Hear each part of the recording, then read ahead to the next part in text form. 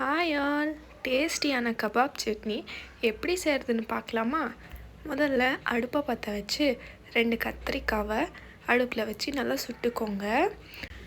ரொம்ப லோ ஃப்ளேமில் வச்சு இந்த கத்திரிக்காவை சுடணும். ஹை ஃப்ளேமில் வைக்காதீங்க, அப்புறமா கத்திரிக்காய் கருகிடும்.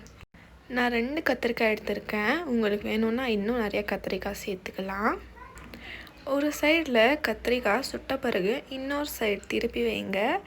அப்போ தான் இன்னொரு சைடும் நல்லா கத்திரிக்காய் சுடும். அதே மாதிரி அந்த கத்திரிக்காவை திருப்பி மிதமான சூட்லேயே கத்திரிக்காவை சுடணும். இப்போ பாருங்கள், இந்த பதத்தில் இருந்தால் போதும். ரொம்ப வச்சோன்னா கருகிடும். இந்த பதம் வந்தால் ஸ்டவ் ஆஃப் பண்ணிவிடுங்க. இதே மாதிரி ஒரு சின்ன சைஸ் தக்காளி எடுத்து அதே மாதிரி அடுப்பில் வச்சு சுடுங்க. ஒரு பக்கம் வெந்த பிறகு இன்னொரு பக்கம் திருப்பி வைங்க. அப்போ தான் அது வேகும். இந்த பதத்தில் இருந்தால் போதும். இப்போ நான் ஒரு பிளேட்டில் தேவையான பொருட்கள் எல்லாம் வச்சுருக்கேன்.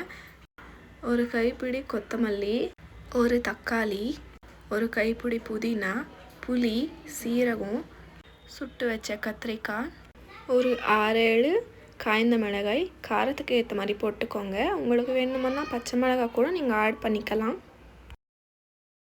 அடுத்ததாக ஸ்டவ் பற்ற வச்சு ஒரு கடாயில் ஒரு 2 டேபிள் ஸ்பூன் அளவு எண்ணெய் ஊற்றி அந்த எண்ணெய் மிதமான சூட்டில் வந்த அப்புறமா ஒரு டேபிள் ஸ்பூன் அளவு சீரகத்தை போட்டு பொரிக்கணும். கைப்பிடி அளவு புதினா, கைப்பிடி அளவு கொத்தமல்லி.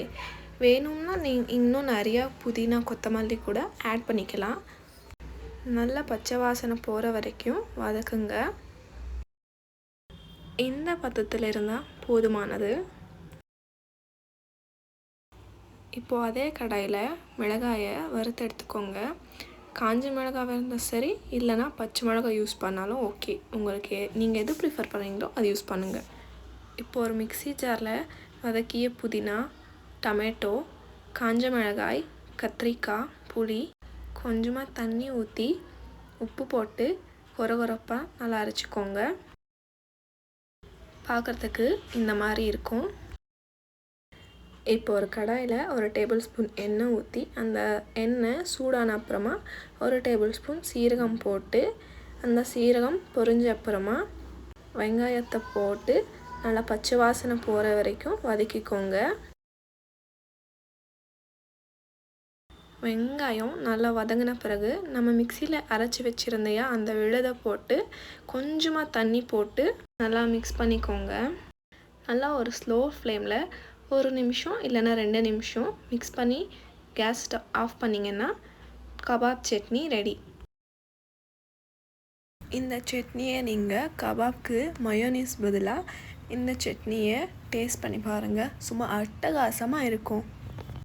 எங்கள் வீட்டில் எப்போ நான்வெஜ் பண்ணாலுமே இந்த சட்னி இல்லாமல் சாப்பிடவே மாட்டாங்க. ஏன்னா அவ்வளோ பிடிக்கும்.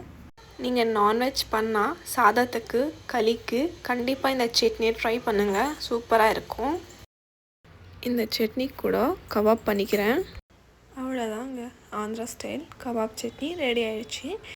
இந்த ரெசிபியை நீங்களும் உங்கள் வீட்டில் ட்ரை பண்ணிவிட்டு எப்படி இருக்குன்னு நம்ம கமெண்ட் செக்ஷனில் கமெண்ட் பண்ணுங்கள்.